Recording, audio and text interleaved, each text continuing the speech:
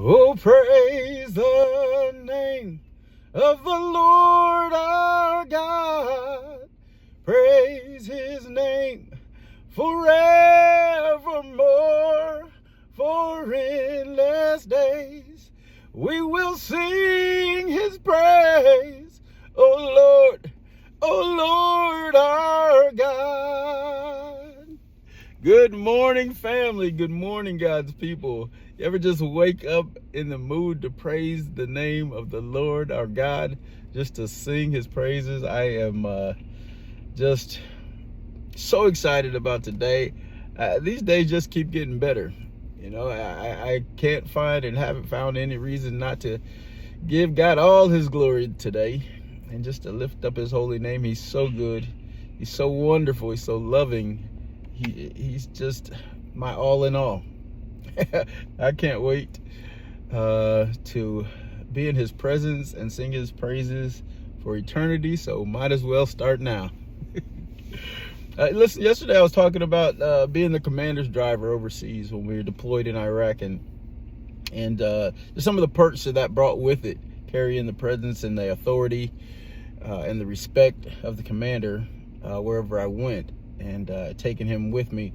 You know, all the red carpet would be laid out for us whenever we'd get to different sites. You know, the tent would be heated, the best food, the best seats, everything just in order because of the authority that he held.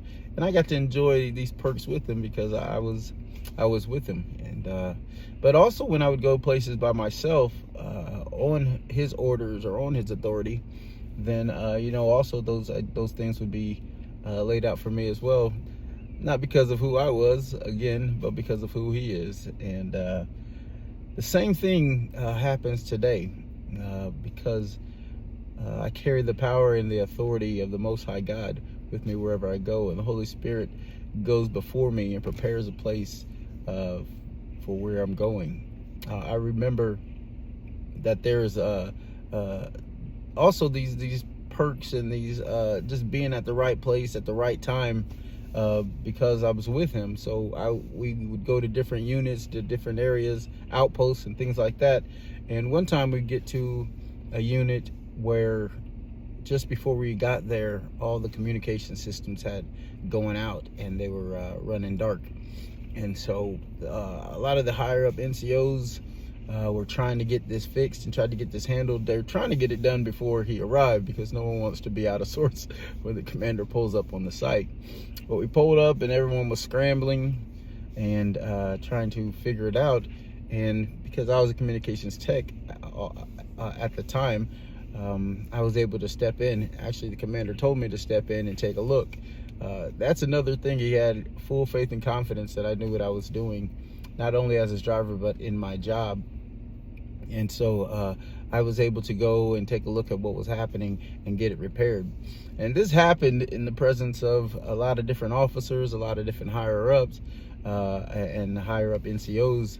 And so they were all very impressed with me in that.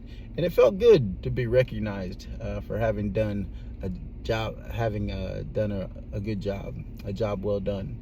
And anyone who tells you that they don't want to be recognized, you know, I don't believe that they're being truthful. And so also the other thing is when we would do inspections, one of the perks that I got is I would go into the commander's office to get his things together, to load up the vehicle. And during those times I would ask him to look me over. Hey, can you take a look at me and see if I'm in order? And so he would fix these little things, tweak these little things on me, on my uniform, on my outfit, and send me out saying you're good to go. And so by the time the inspection came, I was ready. I already had been pre-inspected by the one who's doing the inspecting. And it's like that today with our righteous judge. You know, I asked him to inspect me every morning, inspect me to look at me and see if there's anything that is not acceptable to you. And so it's awesome to be ready. And there's just one more inspection I'm looking for, and that's the day of judgment, when he tells me, well done, my good and faithful servant.